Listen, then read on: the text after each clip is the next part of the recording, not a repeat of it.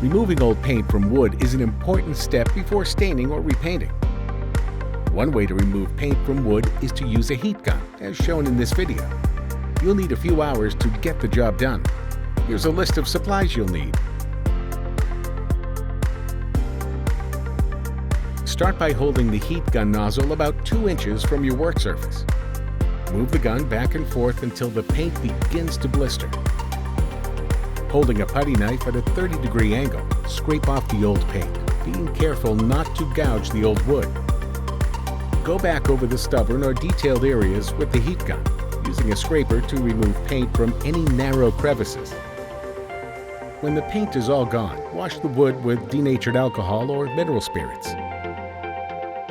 Now your wooden piece is good as new. Good luck, and thanks for shopping at the Home Depot.